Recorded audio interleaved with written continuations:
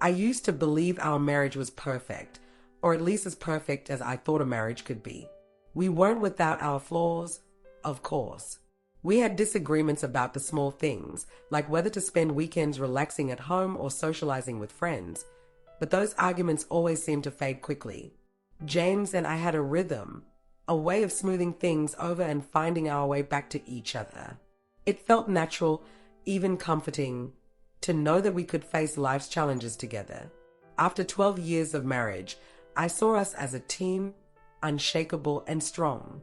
James, with his sharp mind and calm demeanor, was my anchor, and I thought I was his. Being married to a doctor and professor at the medical school wasn't always easy, but it felt like an achievement. His career was demanding, with long hours, endless research projects, and the constant pull of his students needing guidance. But I admired his dedication and respected the sacrifices he made. Together, we created a life that I thought was solid. Our home, a cozy house with large windows and a garden James loved to tend to on weekends, was our sanctuary. We spent lazy Sunday mornings reading newspapers over coffee and planned short trips whenever his schedule allowed. Though we didn't have children, we talked about the possibilities sometimes. Still, it wasn't a pressing concern. We were happy, or at least I thought we were. I tried to be the supportive partner he needed, understanding the pressures of his work. My own career in marketing kept me occupied, but it was flexible enough that I could adjust to his unpredictable hours. I took pride in being his biggest cheerleader, celebrating every promotion, every successful lecture, every milestone he achieved. In return, he made me feel special in his own quiet ways. A bouquet of flowers on random afternoons, his insistence on always holding my hand during walks. But now, looking back, I realized there were cracks in the foundation I had chosen to ignore. They weren't loud or obvious, but they were there. His late nights at the hospital or school became more frequent. When he came home, he seemed distracted, his mind elsewhere even as we sat at the dinner table. He no longer asked about my day with the same interest he once had, and his smiles felt distant, almost practiced. I noticed how his eyes no longer lingered on me the way they used to, how he seemed to avoid intimacy in ways I couldn't quite explain. At the time, I convinced myself it was just stress. His job was demanding, and I knew the toll it could take. After all, we had been through tough times before, moments when work pulled us apart or life threw unexpected challenges our way, and we had survived every one of them. What made this time any different? I couldn't see it then, but I feel it so clearly now. This time, something had already changed. The call came late on a Friday evening, a time when the week's chaos usually began to settle into the comfort of a quiet night at home. I was sitting alone in the living room, the soft hum of the television filling the silence as I lazily scrolled through Netflix, trying to find a movie to watch. It was a familiar ritual, something to pass the time while waiting for James to return from the hospital, his usual late shift stretching into the night. The house felt still, almost too still, and I remember glancing at the clock, wondering how much longer he'd be. When my phone rang, it startled me, the vibration rattling on the wooden coffee table. Seeing Sophie's name flash on the screen, I smiled and quickly picked up. Sophie was not just a friend, but someone I trusted deeply. She worked alongside James in the medical school department and often shared amusing stories about their students or the office gossip. I expected her usual cheery voice, full of light-hearted banter, maybe even a joke to brighten the quiet evening. But this time, her tone wasn't what I expected. It was hesitant, almost trembling, as if she was struggling to find the right words. "Can we talk?" she asked, her voice unusually serious, a faint quiver betraying her nerves. My smile faded instantly, replaced by a growing sense of unease. Something was wrong. Sophie, who was always so composed, now sounded fragile, as if carrying the weight of something she didn't want to say but couldn't hold back any longer. My heartbeat quickened as I gripped the phone tighter, bracing myself for what was to come. "Can we talk?" Sophie said, her voice quieter than usual, almost trembling. "I don't know how to say this, but you deserve to know." Her words sent a chill through my body. My heart began to race, and I gripped the edge of the table, bracing myself for whatever she was about to say. What could possibly be so serious? Sophie was a steady person, calm and composed in almost every situation. Hearing that kind of unease in her voice made me instantly uneasy too. Then she told me, slowly, carefully, but each word still hit me like a punch to the chest. She had seen James, my husband, and one of his student, wrapped in an intimate session. They were in an empty office late in the evening, long after most people had left for the day. Sophie hesitated as she described it, her voice faltering. She said she had frozen when she saw them.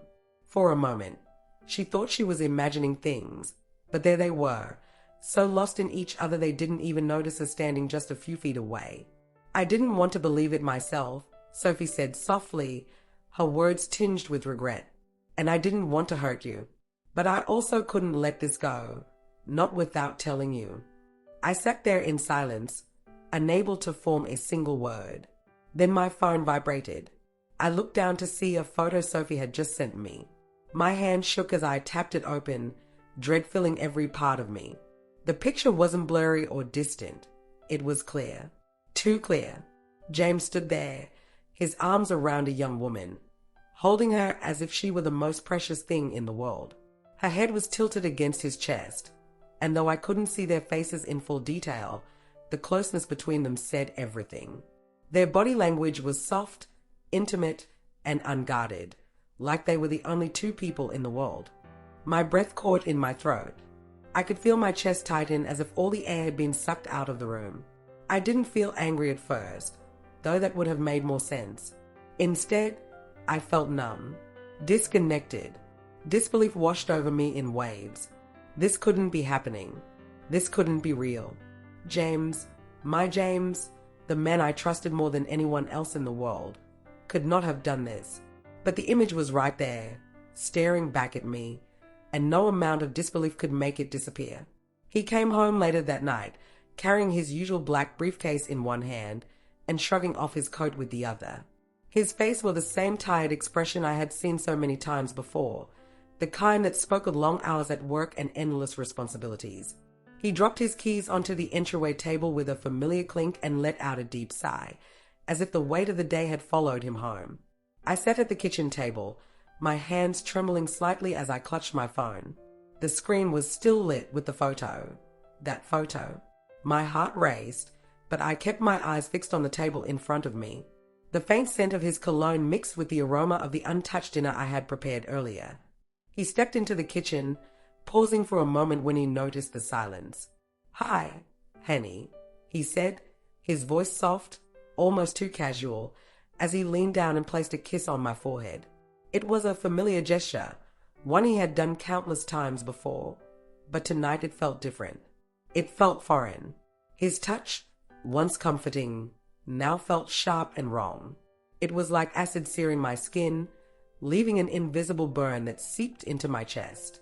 I pulled back slightly, unable to meet his eyes. "James," I said quietly, trying to keep my voice steady. "I need to ask you something."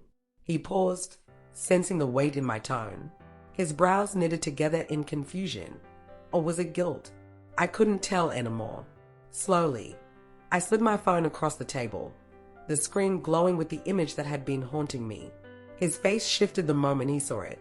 The usual calmness he wore like armor cracked, and for a split second, I saw panic flicker in his eyes. His lips parted as if he wanted to speak, but no words came out. The silence stretched between us, thick and suffocating, like a heavy fog. I could feel my heartbeat in my ears, the sound so loud it drowned out everything else. I wanted him to say something, anything, to explain what I was seeing, but he just sat there, frozen. "Who is she?" I asked, my voice trembling but firm enough to cut through the quiet. The words came out sharper than I intended, but I didn't care. I needed the truth, no matter how much it would hurt.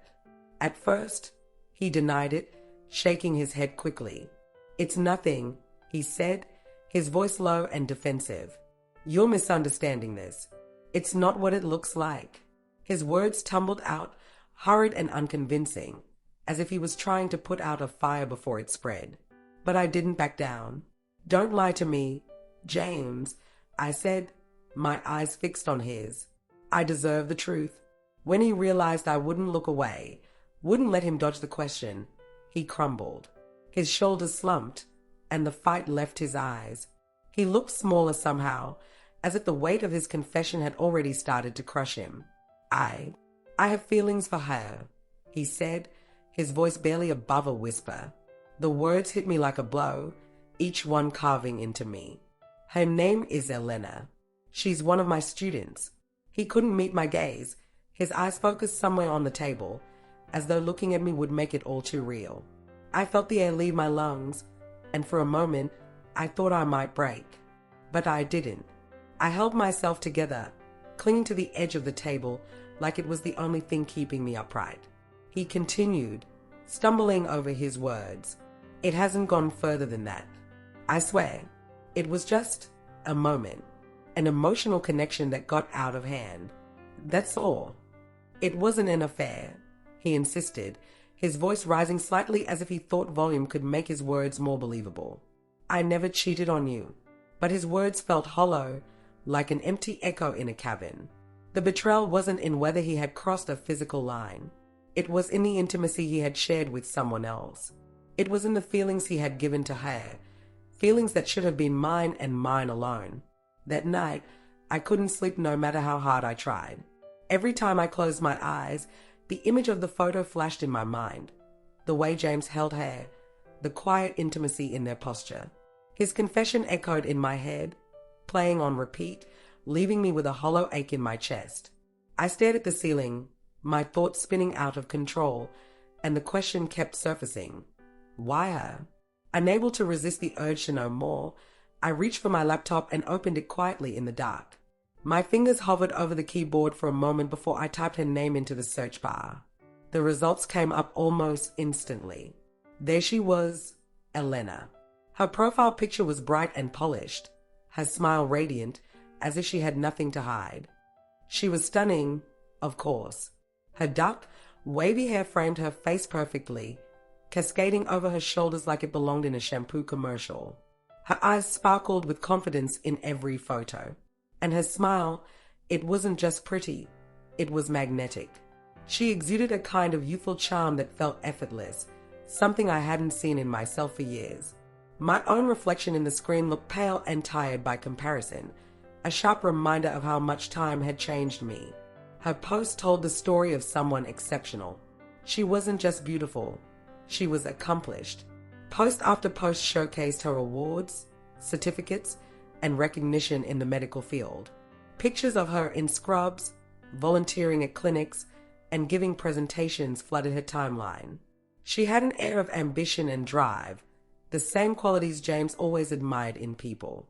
I couldn't help but think she must have seemed irresistible to him, a younger version of everything he wanted in life. As I scrolled deeper, my emotions grew heavier. A storm of feelings churned inside me: jealousy, because she was everything I wasn't anymore; inadequacy, because no matter how hard I tried, I couldn't compete with someone like her; and a sadness so deep it felt like a physical weight on my chest. Was this what James wanted all along? Someone fresh and exciting, someone he could look at with admiration instead of familiarity? And the most painful question of all, was I not enough for him anymore? The next morning, I packed my bag slowly, my hands trembling with every item I placed inside. My clothes, my favorite books, the little keepsakes from vacations we had once enjoyed together. Everything felt like it belonged to a different life. James stirred awake as the zipper of the suitcase echoed in the quiet room. He sat up, his face drained of color, his eyes wide with confusion and fear. "What are you doing?" he asked, his voice breaking like glass under pressure. It wasn't the confident, composed tone I was used to hearing from him. It was raw, desperate. "I'm leaving," I said, my voice steady even though my heart felt like it might shatter. I didn't dare look at him. If I saw his face, I might falter, and I couldn't afford that. "I need time to think." He said my name, soft and pleading, but I ignored it. The weight of the betrayal was heavier than his words, heavier than the tears I fought to hold back. I pulled my suitcase down the stairs, the sound of the wheels on the hardwood floor marking the end of something I thought would last forever. Later that day, I arrived at my parents' house. The moment they opened the door and saw me standing there, their eyes filled with concern. They didn't ask questions right away, but I saw the worry etched into their faces. It mirrored the storm inside me, the swirling mix of heartbreak, confusion, and anger that I couldn't put into words. My mom hugged me tightly, and for the first time in hours, I let myself cry. Meanwhile, James didn't give up. My phone buzzed relentlessly with his calls and texts. Each message was a plea, a promise. He said he would resign from his job, that he would never see Elena again. He offered everything: therapy, counseling, any solution he could think of to fix what was broken. But his words only made the ache inside me deepen. "I never cheated on you," he had said over and over again, as if those words could undo the damage. But how could I explain to him that it wasn't just about physical betrayal? The emotional connection he had shared with her, the intimacy he had allowed to grow, it had shattered the foundation of trust that we had spent years building. And once that trust was gone, no apology or promise could bring it back. After weeks of soul-searching, I made my decision. Trust, once broken, is nearly impossible to rebuild. Even if James left his job, even if we went to therapy, I would always wonder. I would always doubt. When I handed him the divorce papers, his eyes filled with tears. For a moment, I wavered. I still loved him, despite everything. But love without trust is a house built on sand. It can't stand. "I'm sorry," I said, my voice barely above a whisper. "But I deserve better." Looking back now, I realize how much I lost and how much I gained. The pain of betrayal still lingers, but so does the pride of knowing I chose myself. I learned that love isn't enough without trust, and that walking away doesn't mean failure. It means strength. James taught me many things during our marriage, but in the end, he taught me the most important lesson of all: to never settle for less than I deserve. And for that, I'm grateful.